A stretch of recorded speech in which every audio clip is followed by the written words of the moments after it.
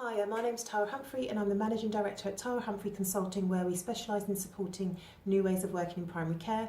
And I just wanted to shoot this really quick video to share 3 really good lessons that I learned from attending a conference the other week, which was run by Health Education England. So key message number 1, regardless of whether you work in healthcare or not, I think it applies, and that is the importance of being in the room.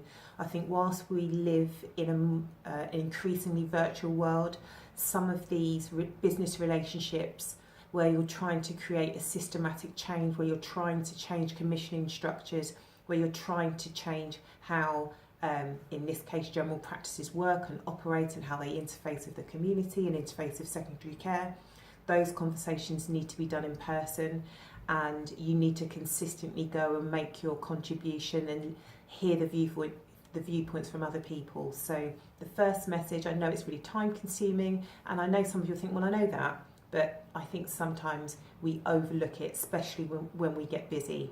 So the first lesson is the importance of being in the room. Okay, lesson number 2 is to keep the messages clear and concise and simple. I think sometimes, especially when you've got to write out these big strategic documents and operating plans, they could get really long, and you sometimes can go into too much detail, and then it starts to get a little bit confusing, and you want to give everybody the whole backstory of why we are. And whilst sometimes that's important, people just want to know, what is it, why are we doing it, what's in it for me, what's the resource implication, how much does it cost, what's the time commitment. Just keep it really simple, and then once you're in the room, then you can start to kind of unpick that detail. But I think when you're first trying to go in with a proposal, when you're first trying to initiate a change, if they've got to read 50,000 pages to understand what you're trying to do, it's clearly you're not off to a good start. Okay, so keep things clear and simple. Okay, and the last kind of key message I took away was, in the instance of community education provider networks and training hubs which are set up to support recruitment, retention and workforce planning in primary care, we need to get better at emphasising what we are doing and what we can do.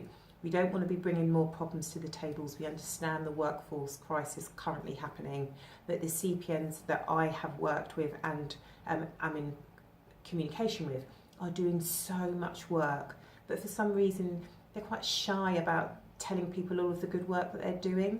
And I think if they want people to commission them, they need to start showcasing that a little bit more. So outside of healthcare, if you're doing fantastic work but you're not telling anybody, you can't be surprised when people don't get it. That everybody's so busy with their eyes down on what they're doing, sometimes you kind of have to tap them on the shoulder and say, this is what I'm doing and this is how it can help you. So the third message was emphasising what you are doing and what you can do. I hope that's helpful, and I will see you next time. Okay, that's me. Okay, bye.